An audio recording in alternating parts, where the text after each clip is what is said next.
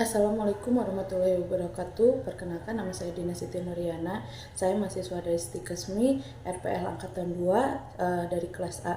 Di sini saya akan membuat video tentang airway breathing management. Yang pertama, untuk pengertian airway sendiri yaitu jalan napas. Jika terjadi pada korban dengan tidak sadarkan diri, jalan napas akan terganggu dan tersumbat. Untuk breathingnya sendiri, pengertiannya yaitu pernapasan. Untuk cara pemeriksaan breathing dilakukan dengan look, listen, dan feel. Lalu organ utama airway yaitu rongga hidung, rongga mulut, laring, dan faring. Tanda jalan napas bersih yaitu suara napas bersih, tidak ada sekret atau suara tambahan. Lalu untuk organ utama breathing yaitu hidung, tempat masuknya udara, faring, saluran udara yang berfungsi sebagai titik temu dan ke saluran cerna, laring yaitu katup yang mencegah makanan masuk ke saluran pernapasan, trakea penghubung laring dan bronkus. Bronkus yaitu cabang trakea yang masuk ke paru-paru. Paru-paru termasuk organ utama yang berfungsi untuk pertukaran gas. Tanda dan fungsi breathing dan ventilasi yang adekuat yaitu tidak adanya sumbatan jalan napas, napas normal, frekuensi napas normal, jalan napas tetap terbuka, dan tidak memerlukan alat bantuan napas. Pertama, lakukan cuci tangan 6 napas sesuai WHO.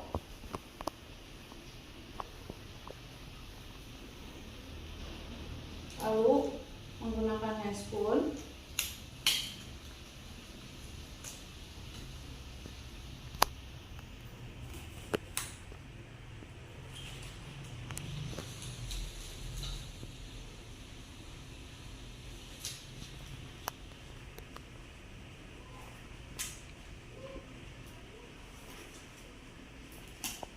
Setelah itu yang kedua, jauhkan pasien dari lingkungan yang berbahaya dan posisikan pasien dalam kondisi terlentang. Lalu dicek untuk tanda-tanda apakah pasien dicurigai adanya tanda-tanda cedera servikal seperti adanya jejas atau memar, adanya nyeri atau sakit pada bagian leher, dan adanya pembengkakan pada leher. Lalu setelah itu kaji kemampuan bicara pasien, apakah pasien bisa berbicara dengan jelas atau tidak. Setelah itu kita memeriksa jalan napas pasien dengan cara look, listen, and feel. Dilihat apakah ada jalan napas, dilihat tarikan dinding dadanya atau kembang kepis dadanya, didengarkan hembusan napasnya atau suara napasnya, dan dirasakan juga hembusan napasnya kuat atau tidak. Lalu terus yang selanjutnya, kaji airway adanya sumbatan atau tidak dengan cara tactile, chin lip, atau jaw thrust. Jika pasien dicurigai adanya cedera servikal, hanya dilakukan dengan jaw thrust dan chin lip saja. Jika pasien tidak dicurigai adanya cedera servikal, bisa dilakukan tactile, chin lip, dan jaw thrust. Lalu apabila pasien dicurigai cedera servikal, maka dilakukan pemasangan neck collar.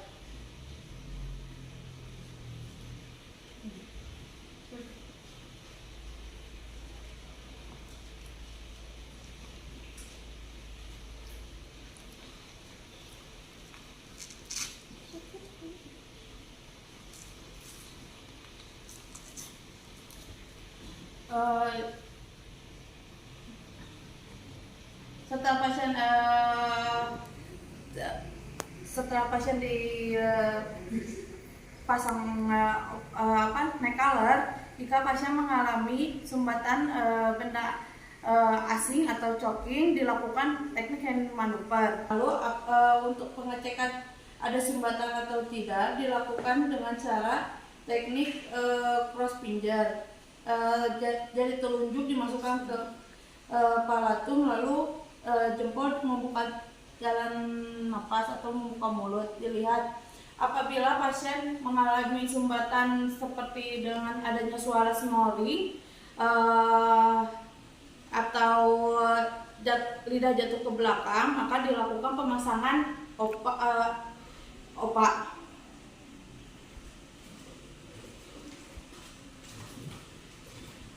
Cara mengukur OPA yaitu dari ujung bibir ke ujung cuping kuping.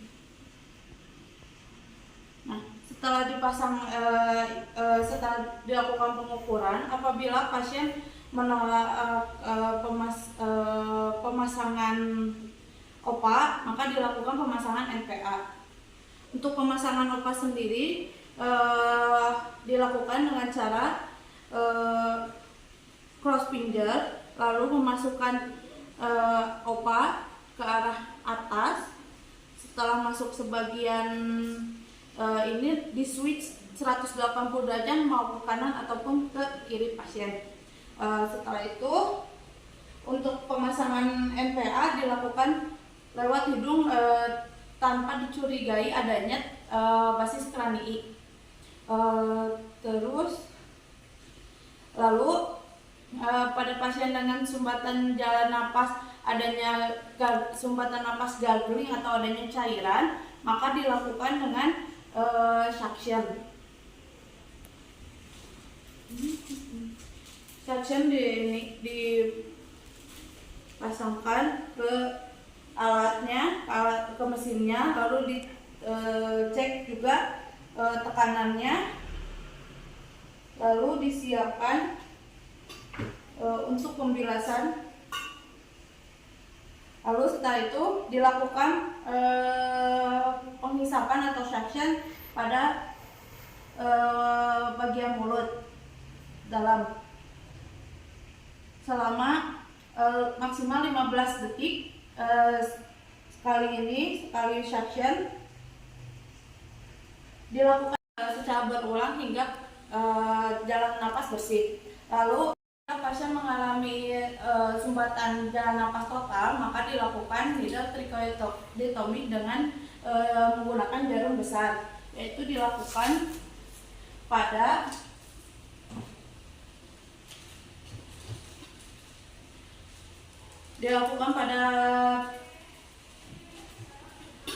diukur dengan pada di bawah jakun, lalu ditojoskan, lalu fiksasi ininya di dalamnya, terus dirasakan juga hembusan napasnya dan disambungkan dengan oksigen langsung ke lidahnya. Setelah itu pada pasien dengan open pneumotoraks maka dilakukan tindakan tutup kasa 3 sisi, yaitu dimana pasiennya dipasang lalu ditutup dengan plastik steril, lalu ditutup di ketiga sisinya, yaitu sisi kanan, kiri, dan bawah.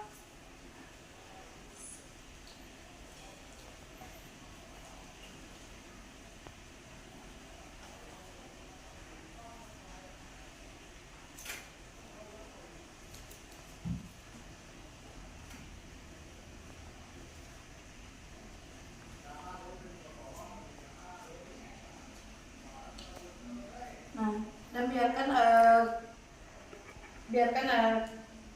bagian atas terbuka. Lalu jika tidak ada kasa steril atau plastik, maka ditutup dengan tangan saja sampai alat tersedia. Lalu karena pasien mengalami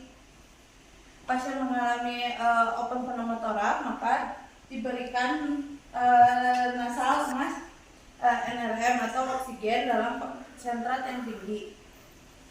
Itu dipasang dengan ini.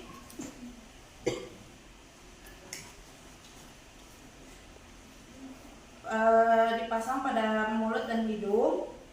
Lalu jika pasien dengan tensi pneumotoraks, maka dilakukan pembebasan adanya udara yang terkumpul di paru-paru, maka dilakukan needle dekompresi untuk mengeluarkan udaranya. Setelah dilakukan ini, pasang ini, lalu dicek kembali untuk dilihat kembali gerakan dinding dadanya, lalu didengarkan masih adakah sumbatan atau tidak, lalu dirasakan juga hembusan napasnya kuat atau tidak, dan dihitung untuk respirasinya berapa. Jika pasien mengalami apne atau sianosis, maka dilakukan pemberian oksigen dengan menggunakan bag pompa atau amubeg sebanyak 10 kali per menit sekali pemberian. Baik, untuk itu cukup sekian